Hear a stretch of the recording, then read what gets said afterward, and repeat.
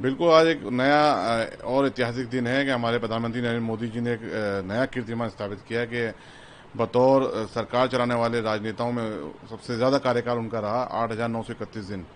जो अपने आप में उनकी इतनी लंबी सेवाओं को दर्शाता है कि देश के प्रति उन्होंने किस तरीके से सेवा भाव के रूप में देश के अंदर अपने राजनेता के रूप में, चाहे वो as a chief minister of Gujarat रहे हों, चाहे as a prime minister of India रहे हों, हर जगह उन्होंने अपनी सेवा को पूरे सच्चे भाव के साथ समर्पित करते हुए सेवा की है। आज आप गुजरात को भी देख सकते हैं कितना डेवलप है, और जब से उन्होंने प्रधानमंत्री की कमान संभाली देश में, तो आज हमारा देश भी काफी उन्नति कर रहा है, तरक्की कर रहा है, चाहे वो विश्व पटल पे हो, चाहे देश के आंतरिक मामलात में हो। 24 साल सत्ता के शीर्ष पर रहने के बावजूद पीएम मोदी आज भी युवा नेताओं से अधिक सक्रिय नजर आते हैं।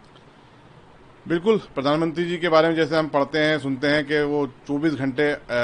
काम करने पे ज्यादा विश्वास रखते हैं, कम सोते हैं,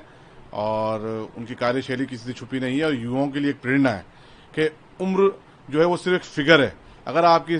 दिल में, आपके मन में सच्चा सेवा भाव हो देश के प्रति, तो उम्र कोई मायने नहीं रखती है। और वो बाकायदा एक युवा शक्ति की तरह, एक ऊर्जावान प्रधानमंत्री की तरह हमारे देश की सेवा कर रहे हैं। आप देखेंगे ये प्रधानमंत्री जी ने एक कीर्तिमान इसके अलावा और भी है कि देश, दुनिया के सबसे ज्यादा मुस्लिम कंट्रीज ने उनको वहां के सर्वोच्च नागरिक के सम्मान से भी सम्मानित किया है। तो प्रधानमंत्री जी ने, चाहे वो उनके कार्यकाल के अंदर चाहे आर्टिकल 370 का इशू रहा हो, चाहे नक्सलवाद से निपटना रहा हो, चाहे वक्फ के मामलात हों, और चाहे इंटरनेशनल रिलेशनशिप हो, उन्होंने हर जगह भारत का मान सम्मान बढ़ाया है। और चाहे आंख में आंख डाल के बात करने की बात हो, आज अमेरिका जैसे मुल्क के सामने ना तो हम झुके हैं ना झुकेंगे, और चाहे पाकिस्तान जैसे मुल्क हों जिनको ईंट का जवाब पत्थर से देना हो,